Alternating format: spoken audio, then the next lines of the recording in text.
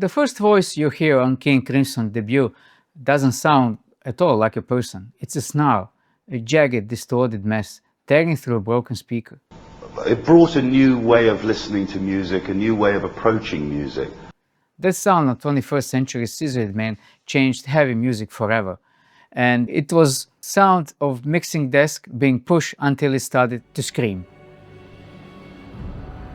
The vocal effect was an idea that we had to actually overload the control console, causing the vocal to be completely distorted electronically. See, back in 1969, recording was about one thing: clarity. You kept the signal clean, you stayed in the safe green zones of the meters. If the red lights flashed, you backed off. That was the rule. Which was anti-format. I mean, it broke away from the mold of 3-minute pop songs, and it was something new. But King Crimson and their engineers decided to break it. They didn't just let the signal clip, they drove Greg Lake's voice into the circuit so hard the equipment physically couldn't handle it. We just refused to play anything that sounded anything like a Tin Pan Alley pop song. So if it sounded at all popular, it was out. So it had to be complicated, it had to be more expensive chords, it had to have strange influences. If it sounded like too simple, we would make it more complicated. It was not just an effect that was added, it was damaging signal on purpose. It fitted with the nastiness of the human condition and the war and stuff. I wanted the words to sound violent and aggressive. The lyrics describe a paranoid, violent, modern hellscape. Polished, pretty vocal couldn't portray in the right way. It would have ruined the whole vibe. It would have felt like someone safe and comfortable singing about a nightmare. Instead, the band wanted a warning. They wanted a sound that felt like it was coming from inside the machine it was warning you about. And there was a silence at the end, and nobody knew whether to clap or not. That was good. And then they would go. That was the sort of stuff we like. We really like shocking people.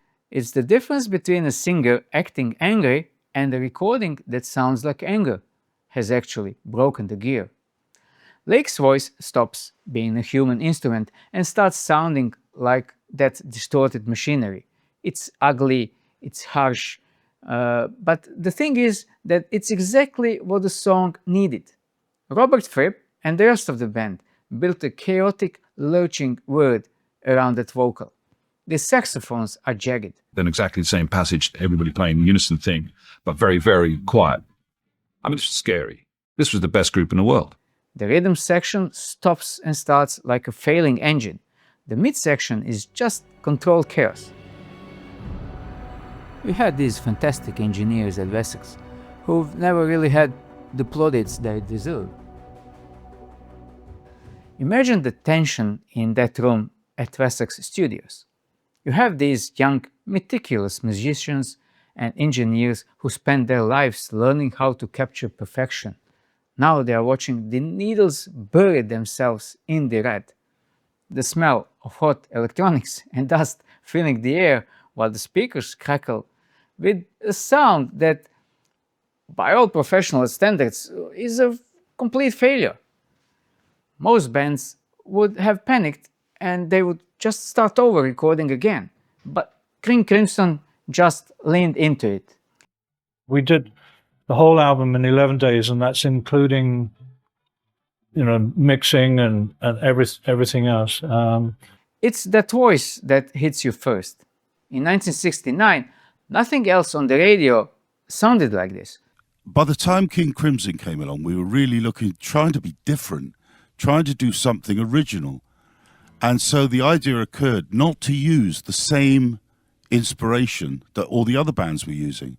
And we would take our inspiration from European music. Singers were supposed to be the clearest thing in the mix, the focus of the beauty.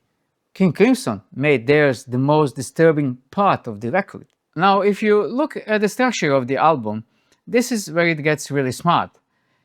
Because Schizoid Man is pure violence, but then it stops, and suddenly you are listening to I Talk to the Wind.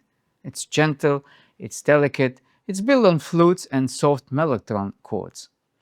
The whole record in this way gives you a whiplash. It is brutal, then fragile, then brutal again. The shocks of that first track only works because of how far the album swings away from it was just a few minutes later. If the whole record stay on that same level of noise, you just get used to it. But by making the rest of the album so beautiful, they made the opening track feel even more dangerous. It is a masterclass in contrast. I didn't want to record the mellotron in the same way that the Moody's had done. Think about the weight of that mellotron, a massive temperamental machine. They use actual tape loops to mimic the strings and flutes. Others had used strings on their songs, but nothing quite like that had been, like yesterday had been done. It almost gave me permission to bring in the mellotron and to bring in classical and when we did form King Crimson, and so people said to me, "How can you do King Crimson?"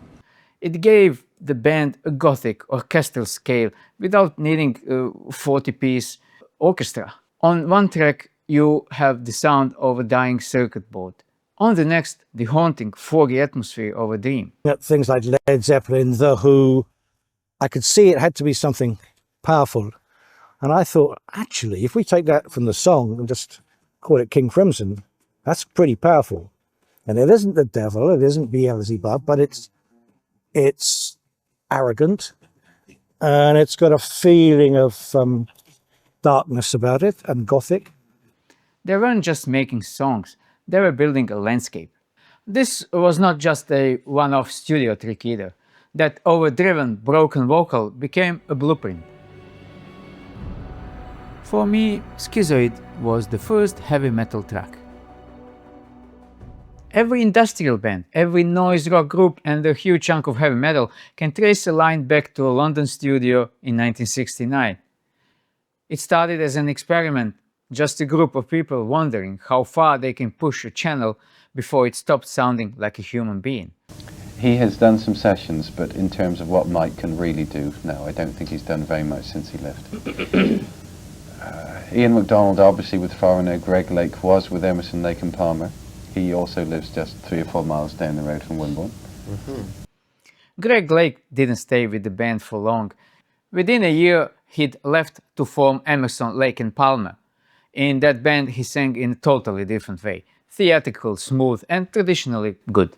Of course, any gig with the Stones is a strange event in and of itself, but it was the first time the public at large really got to have a look at the band. And it was the first time that we realised that the band had what, for want of a better description, would be mass acceptance. And that was a thrill. But Schizoid Man remains the recording people talk about. It's the reason that more than 50 years later, that song still opens their live sets. You can recognize it in the first 3 seconds, even before you can make out a single word. Nobody set out to invent a new genre that day, but they just wanted to make a song sound as unsettling as its lyrics. They pushed a piece of equipment past the point where they were trained to stop. And that recording desk, of course, didn't break forever, but for those few minutes, it made a sound no one had ever heard before. And honestly, people have been trying to recreate that exact mistake ever since. It fired the starting pistol on progressive rock. Thank you for watching, wish you all the best and wish you have a great day ahead.